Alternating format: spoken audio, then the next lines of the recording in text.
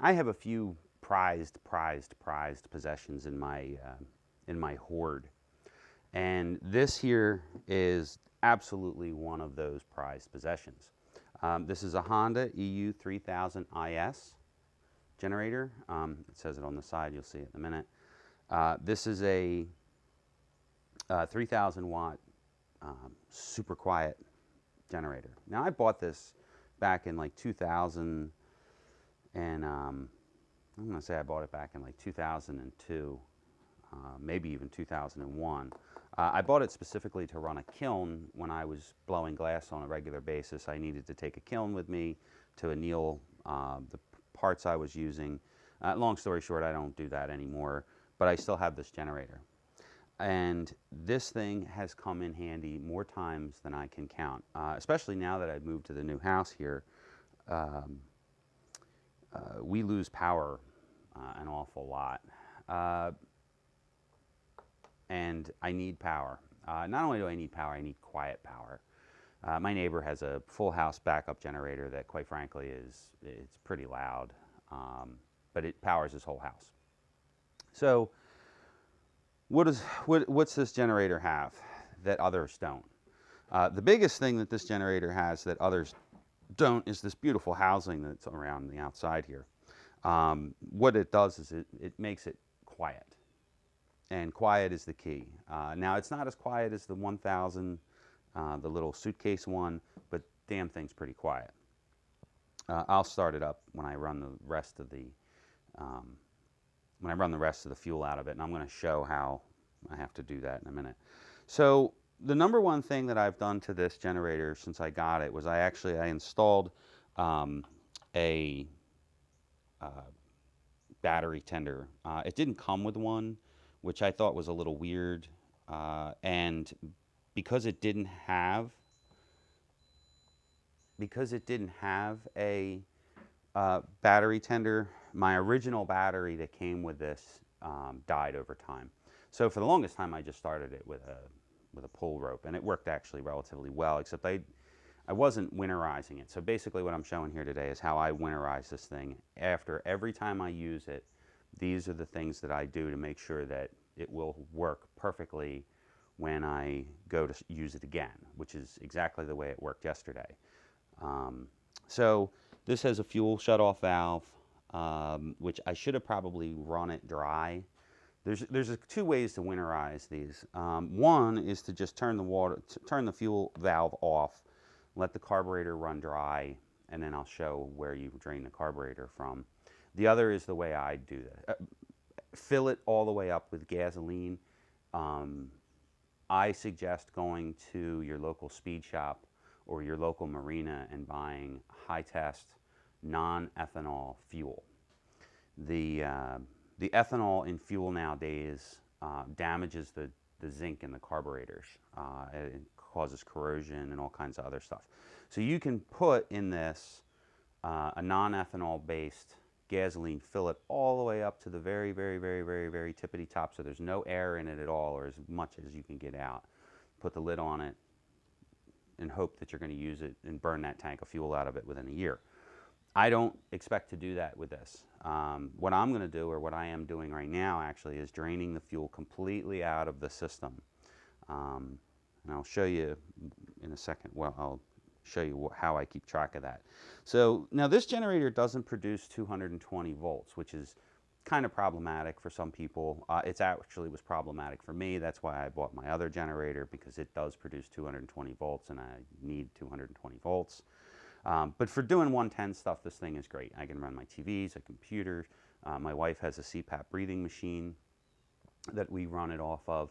Because it's so quiet, I can just put it right outside our bedroom door and you just don't notice it. The only sound this thing makes over and above just the idle sound is when it loads, it'll lower its tone. You can hear it low. It'll go from brr to brr. And actually, the more load that's on it, the quieter it kind of gets. It's a little weird. Fuel efficiency, this thing, I filled it last night at 10 o'clock, all the way up to the tippity top. I plugged an air conditioner into it and my wife's CPAP machine. And the air conditioner basically ran all night long. It's one of those portable plug-in units. It ran all night long. My wife's CPAP machine, which doesn't use a lot of electricity, ran all night long. I woke up this morning and still had 3/4 of a tank of fuel. This has what's called an eco throttle, which if you're using light loads, you can put this on eco throttle, and like if you're running lights or something that doesn't cycle on and off a whole lot, you can put it on eco throttle, and it'll back the throttle down. When I'm using it to power a lot of things, I flip the switch up to or down to off, and it just runs at a steady rate. If you flick it up, it'll adjust its idle by, or it'll adjust its running speed with the amount of load that's on the unit. So let's take another quick look around it here. So here's the front controls. I don't want to move that light. So it has a 125 volt 30 amp plug. It also has two 20 amp, individually 20 amp, or combined 20 amp 110s. It does have a 12 volt charging, has the ability to charge 12 volt batteries, and I have the charger around here somewhere, but I don't know what I did with it. An output indicator, overload. I have overloaded it several times, and it's either stalls or shuts down because I was running too many things at once. Electric heater and air, and the refrigerator kicked it, and a choke, and the start button. Now this has a switch, an on-off, so off, on, and then it has an electric start. I'm not going to start it right this second. It has a pull start, which works great. It starts just like a regular Honda motor does. 1 or 2 pulls, it usually lights right off if you properly winterize it. Another thing I have here is, you see this ground lug? This ground lug is attached to this cable here. Oh, let's see here. This is an old jumper cable that I had laying around. When I use this generator, I always make sure I ground it. Where I operate the generator, I have a piece of grounding rod driven into the ground that will act as the ground. It was cheap. I operate the generator in the same place all the time, but it's not convenient to where my house ground is, so I put a ground stake in. I highly suggest using a ground stake. This is the oil fill. I'm going to check the oil today once I put it back on the ground, but I'm not going to change the oil. It only ran for about 12 hours, so it doesn't really need the oil changed. It has a fuel gauge right here, but it got water in it, so I don't trust it at all anymore. And there's where the fuel fills up. Now, it supposedly has a 3.6 gallon gas tank, and I believe it. It's very deceptive when you fill it. You have to fill it it'll start to fill up, and then you got to slow down because it just seems like it goes on forever until it's full. And I think that's because there's it's just the shape of the tank. High test. This thing has a pretty convenient door here on the side. You can just open it with a coin, which is generally the way I do it. Now, the machine is kind of cattywampy suspended right here. So you have your air filter, which I'm actually not going to open up because it's a little bit of a pain in the ass to actually to get it in and out. That is kind of a little bit of a downfall with this particular unit. And the spark plugs under here. And one of the things you'll notice is the seals on this machine. Now, this is sealed for sound deadening, but it also kind of seals the weather out. The downside of that is it makes it a little bit difficult to work on. You have to be dedicated to want to work on this thing when it comes time to working on it, because removing all of this cladding and all these seals is a little difficult. The front seal got damaged when I took it apart to change the battery. I did replace it. I repaired it with some of that window seal stuff. So the spark plug's under here. So it's another sealed area around the engine. And then there's the spark plug's right there. It pops right out. I'm going to remove the spark plug and spray WD-40 into the engine before I'm done, but I'm not done yet, so I'm not going to take it out just yet. Now, the most important part of this whole thing, and I'm going to zoom in the camera here a little bit,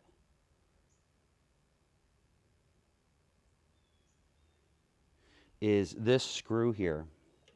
What this screw does is allows you to drain the fuel out of the system. Now, I've done it in the past where I actually disconnected the fuel itself, but I think it's better to do it this way. It just runs everything out of the carburetor, and it runs through the carburetor. I actually put a little bit of seafoam in the gas before I ran it, so it's running the seafoam through the carburetor, cleaning out the needle and seat. So it's just a screw right here. Now there's 3 lines on here, but only one of them actually does anything that I can see. This is like a breather, and then there's another breather attached to this, but this is the actual drain right there. So I just open that drain up. I have a fuel can right here. So I got this fuel can up here. I actually raised this up for 2 reasons. One is I didn't feel like bending over, but the other is I didn't want to, I wanted to have space to drain it out. I've had trouble in the past with that, just because it's so low to the ground. I actually built a cart for it right there. They make a wheel kit for this generator, but I built the cart. I don't know. It was 6 of one, half a dozen of the other, really. The cart was one price. The generator wheel set was another price. I figured for space saving, if I needed to, I could take it off the cart or take it off that and chain it down or what have you. I don't know. Well, we've been draining here for, I don't know, probably about an hour now. But the tank's finally empty. All my fuel is now back into my can here. There's a little bit of fuel still in the tank. Let's see if I can show it. Now, actually I have a light for this. I guess I'll add it. That's the fuel pickup right there.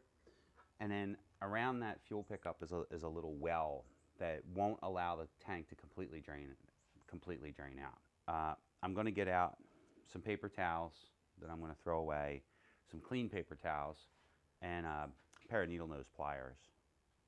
I've got these long ones. So I'm going to take these paper towels here and stick them in the tank right around that fuel pickup and sop up the extra gas. Now that little tiny bit of extra gas is actually what will cause you the most amount of problems, because it'll dry out and then it'll create crust and nasties in there.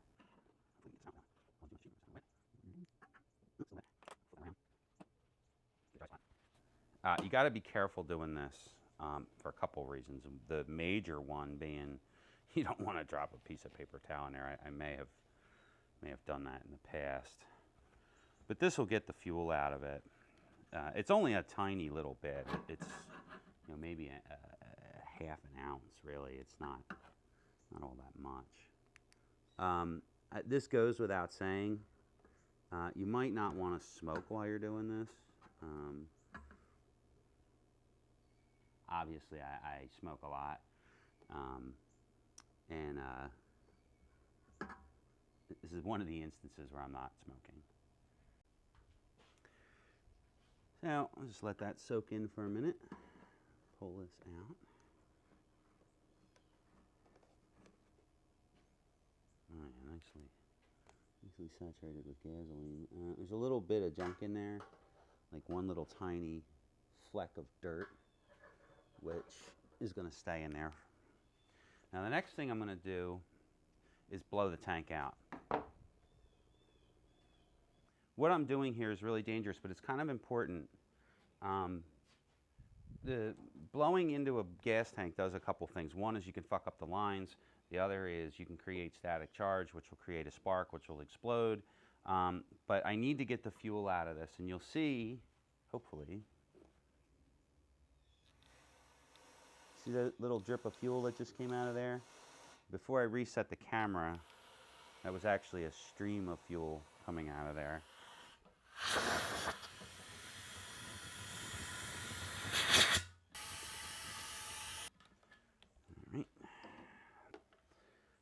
I'm actually going to take this screw all the way out and hope that, yeah.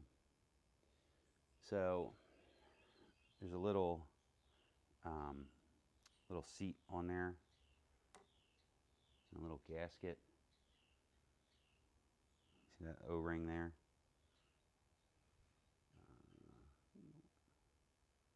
There's a O-ring on that seals that. So I'm going to very carefully blow through it again, very lightly. I'm not putting, you know, shop pressure in this thing. I'm putting just a little bit of air. You don't want to damage the carburetor, which you can very easily do doing this. It's probably a bad idea. But I want it dry. I want it completely dry inside of here.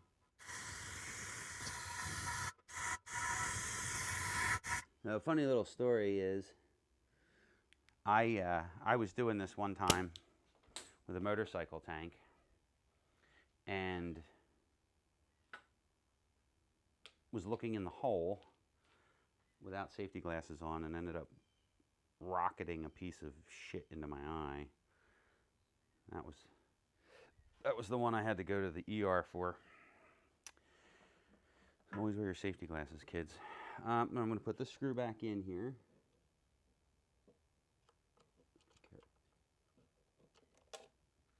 Oh. Huh. Well, those needle nose pliers are going to come in handy because I dropped the screw. The screw is brass, so it's not magnetic. I can't use a magnetic screwdriver. You probably shouldn't take this screw out because of that.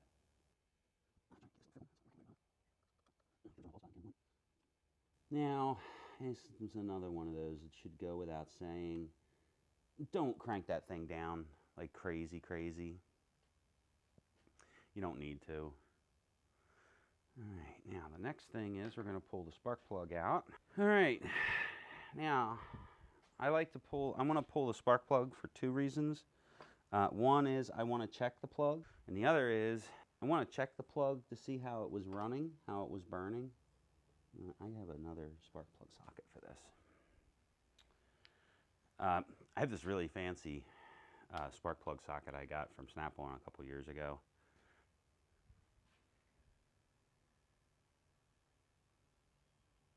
It articulates in two different directions, which is really nice for projects like this where you can't really get a straight shot on it. You do have to be slightly concerned though, because if you torque a spark plug the wrong way, it'll snap off in the head.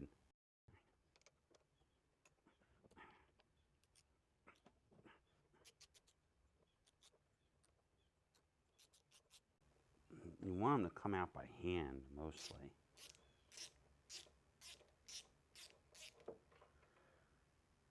Look at that. That's almost a perfect burn on that plug.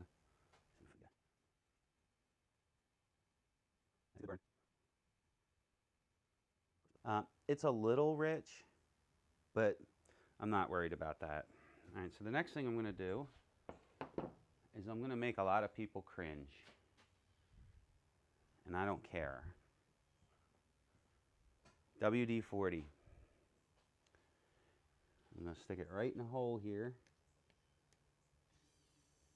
And I am going to give it a pretty good shot. And then I'm going to bump the engine over a little. Oh, yeah. Okay. Why do I do that? Why did I do that?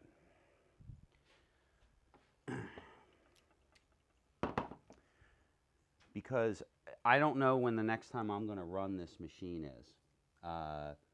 Most likely, I won't have to run it at all this year.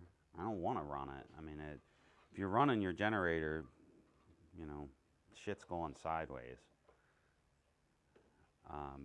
Or you're camping or something like that. But if I'm running my generator, shit's going sideways. I'm going to be real careful. Be right back. Thought I had a tool to do this with. I got a tool for everything else. When you're starting the thread spark plug, especially when it's a little bit tricky to get to.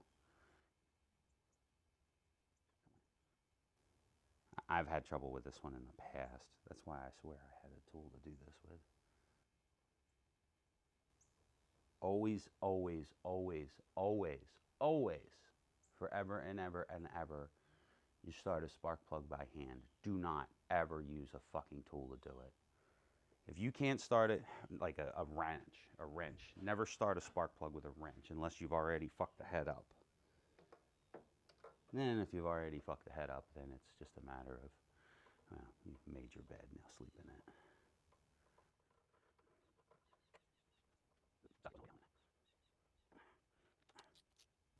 All right. And also don't over torque it.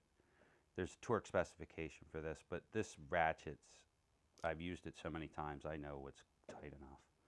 And that's tight enough. Make sure that's off of there. That's off of there. Put the plug back on. I'm going to give it just another little bump.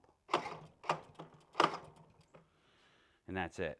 The next thing I'm going to do, once again, make everybody cringe. I'm going to put this little cover back on. And, you know, experience has taught me cutting corners with this particular generator is not, I mean, you don't want to cut corners on things to begin with, but you definitely don't want to cut corners on something that is, it's truly, and honestly, it's truly an emergency tool. That one's been dropped too many times, I think. Okay, so that's that, that's that. The next thing I'm going to do is I'm going to spray WD-40 into the tank. So this one's got a pretty neat sprayer on it. I don't even remember where I got it. But you can get up inside and really manipulate it around. You say, why are you doing this? Well, I don't want rust in here. Nothing will kill a fuel tank faster than rust. And you know what? It's cheap insurance. A can of WD-40 is like, you know, $5 or whatever. It's not. You're not going to break the bank. The other thing is WD-40 is basically just fish oil and paraffin and a little bit of naphtha, right?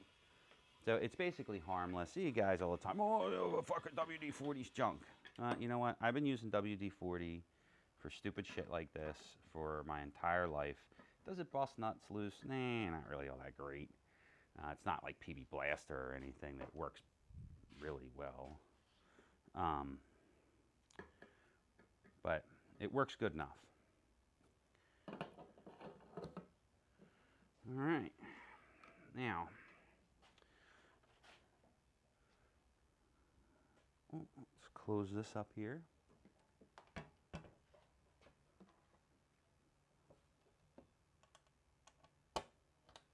Okay.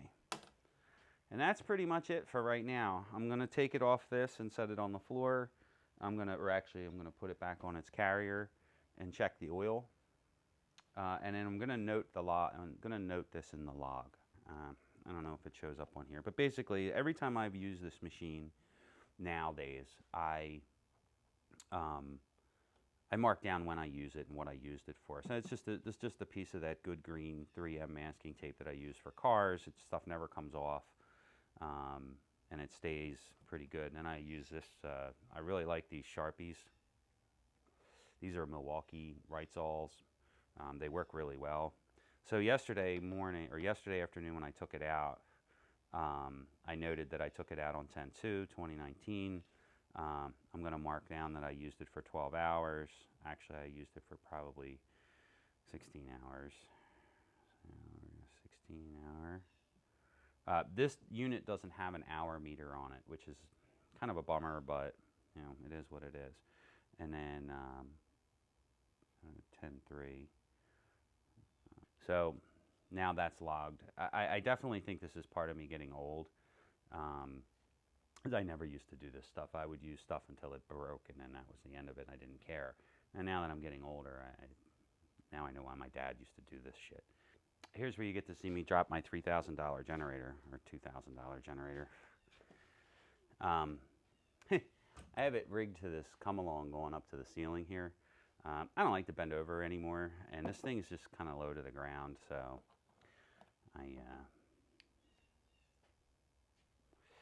I lift it up and I put it on this stand here to work on it. But ironically, me being me, reading the directions, this thing says specifically on it, not intended for lifting. All right, so now we're dangling precariously in the air, being held into place by what amounts to really nothing.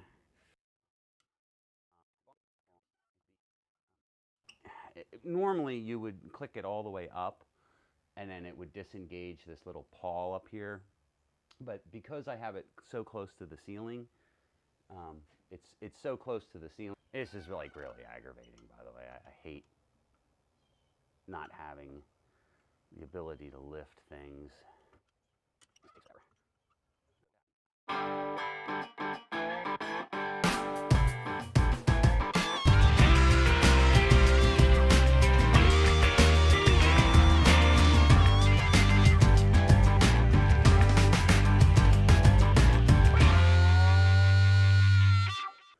Now, let's I'm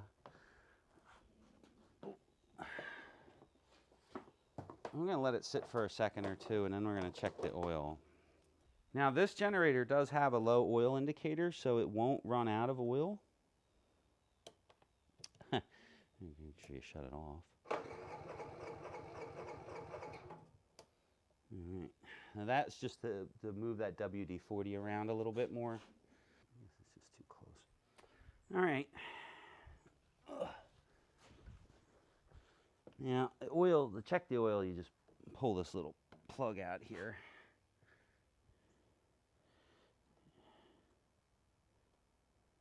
Oh, it's got plenty of oil in it. Oh, come on. Spill oil all over the fucking place. I can't do anything with my left hand. I can't even jerk off with my left hand. Oh, there we go. It's got plenty of oil in it. It's actually probably overfilled. And sop up the oil I spilled all over the place, because oil collects dirt. Lid's back on there. And well, I ended up cleaning that off. So the oil here is nice and clean. That dirt is actually from the stand. So that's it. The only thing I'm going to wrap this up.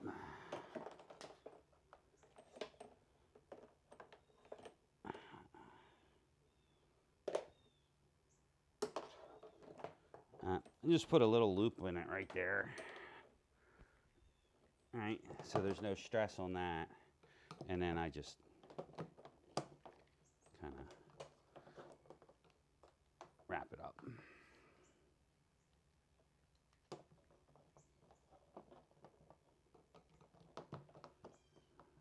Actually, kind of want it to be flat. Now the next giggle is I actually broke down and bought a cover for this thing. I never had, this is actually the right fitted cover for it. It was like $30. But like I said, I'm getting a little old and weird, and you know, when I bought this thing, there's no way in hell I would have spent an extra $30 on a cover for it. But things have changed.